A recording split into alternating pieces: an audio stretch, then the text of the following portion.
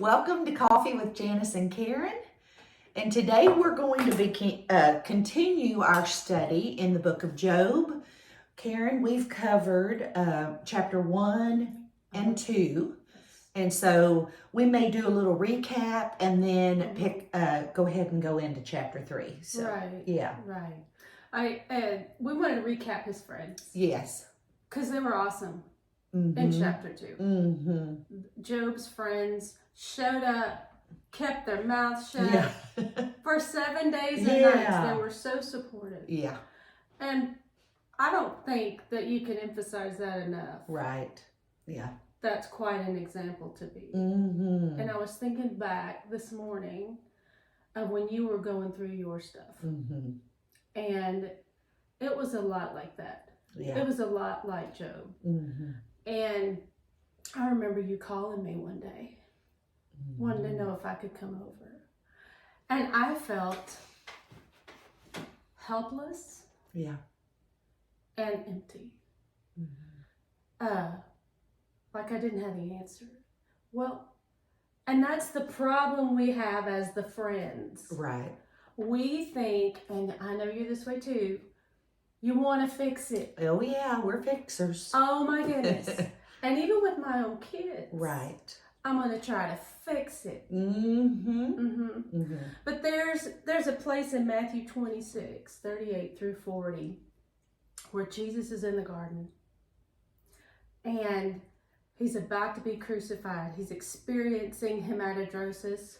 Mm-hmm. And so that blood is he's sweating that blood. Right. You know, and he asks the disciples to watch him pray. Right. And what did they do? They fell asleep. So these were his friends. This was his inner circle, and they went to sleep on him. Yeah. Yeah. And so, and the other thing too, I noticed in Matthew, I'm going to read it real quick. Matthew, when Judas comes to him to betray him, Jesus tells him this, and this is Matthew 26:50.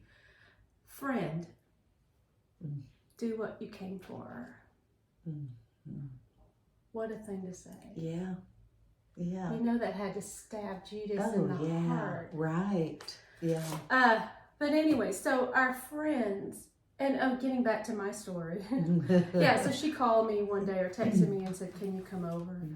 And I felt again so helpless. And that part of the scripture came into my heart. Can you wait with me for an hour? Yeah. And I thought, I could do that. And so I showed up. Right. And you know what happened was we began to pray. Yeah.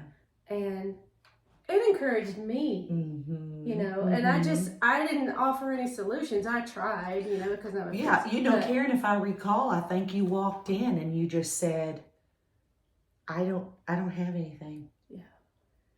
But it just meant so much to me that you came and that you were there and that we did pray together. Yeah.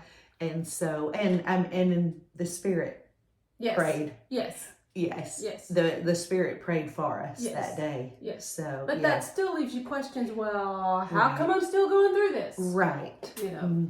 And so, all that to say, you can be a good friend and not fix it. Yeah. You know how to fix it. But Job's friends are trying to fix it. Oh, sure. So let's get into that. Yes. Okay, so we're in chapter 3. Now tell me what your take is. Just a description of Job chapter 3. What do you think? Well, I mean, how many verses are in chapter 3? 1 through 26. Yeah. And basically, so to me, this chapter really, truly showed me Job's humanity. Yeah. You know, we look at him as kind of a hero. Yeah. And, you know, for all he endured and he was faithful. But he had a little meltdown in this chapter. Oh, yeah. Yeah. And not the first one. Not the first one. And, I mean, so he took 26 verses in this chapter to basically say, God, why was I ever born? You know. So, yeah. I love this one. I told her earlier, I said, this one made me laugh. And we had talked about tragedy plus time equals humor, but you can't, something can't be funny immediately. Right. But so I was looking at chapter 3, verse 8, and it says, may those who curse days curse that day. Right. The day he was born. Right. Yeah. Right. It was like, if you're going to curse, would you please just curse that day? Exactly. Yes. Exactly. I don't even want to be here. And I found that to be funny. Yeah. But Karen, this just really paints a picture of how miserable he was. Yeah. I mean, he had lost so much, his children and his lands. And the children probably hurt the most. That was the big one. Yeah, that was the biggie. And then, of course, on top of that, we talked about last week about the boils and the, just being covered from head to toe. Misery. And he was just totally miserable.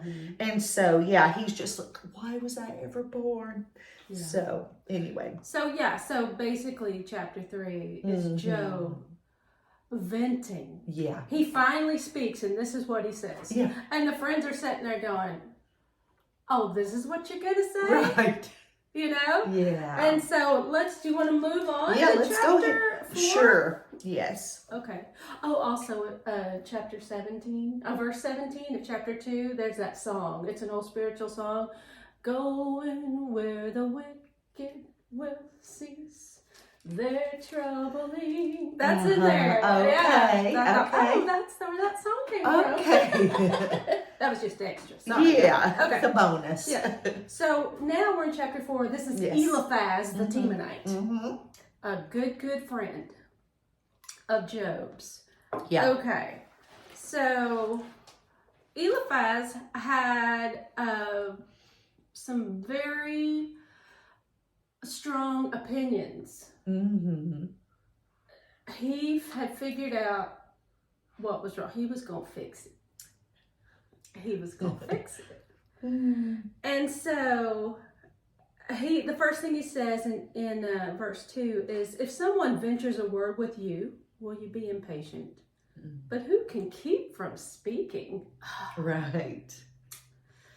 Okay. Think how you have instructed many, how you have strengthened feeble hands. Your words have supported those who stumbled. You have strengthened faltering knees. But now trouble comes to you and you're discouraged. It strikes you and you're dismayed. The friends aren't looking so peachy right now. No, right now he's not being as nice because he's trying to fix it. Yes. And so we move on, and it says, well, I had a dream. He was like, God came to me in a dream. And so he's about to tell Job what Job needs to do and what's going on. So let's look at that. Let's look at his dream. And it starts, this is chapter 4, and it starts in verse 12. You want to read that? Sure. Okay. How far do you want me to read?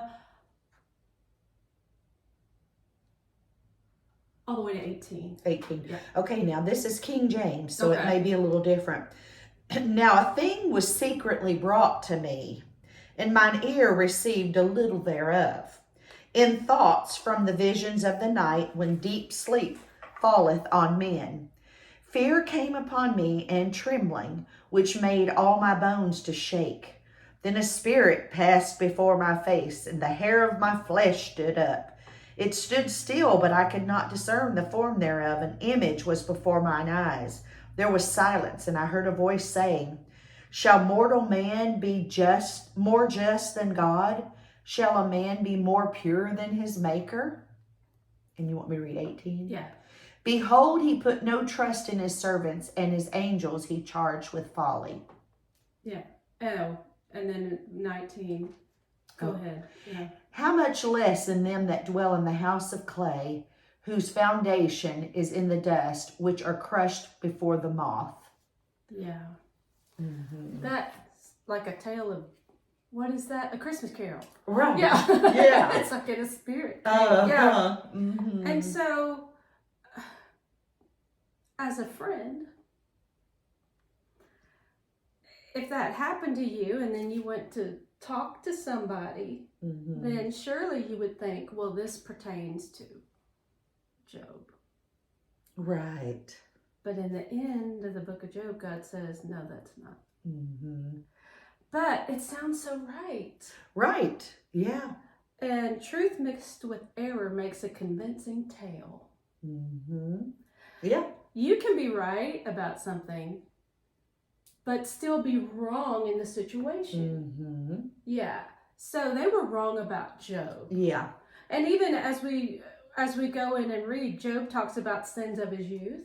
And he talks about, he wasn't saying that he was infallible or anything like that.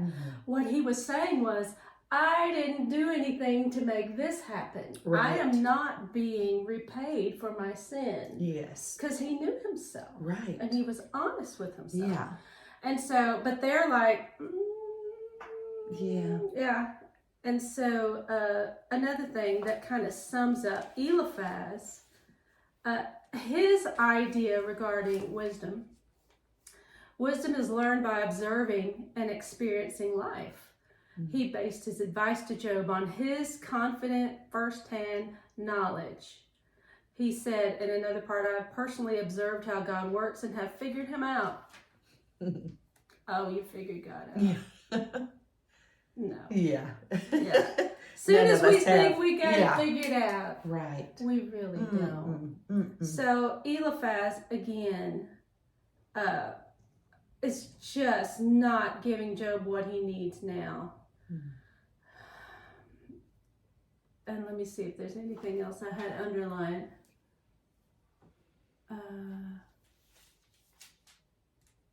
He says in, this is in chapter 5, because Eliphaz continues in chapter 5. He says, if it were I would appeal to God. I would lay my cause before him. He performs wonders that cannot be fathomed, miracles that cannot be counted. And he keeps going. Well, that's what Job's doing. But they don't like the way Job is doing it, is the problem. They don't like, he's just complaining. Right. And so, and they wouldn't if they went through the same thing. No, if all their kids died, they wouldn't be questioning God. Right. Yeah. And so I think it is really, really super important. And the thing we're going to be stressing again, we don't have to have all the answers. Right. We don't know everything there is to know about God. When somebody's going through it, the thing to do is to be with them. So let us challenge you. Think about those people in your life who are going through it. And maybe you stayed away because you didn't know what to do. I know what that feels like. Go. An hour. Can you wait for them with an hour? Give them an hour. And it can make all the difference one day. Yep. And it might make a difference in you too. Yeah. So this was part 2 of Coffee with Janis and Karen. We were in the book of Job. Yeah. Talking about Eliphaz. See you later. Bye.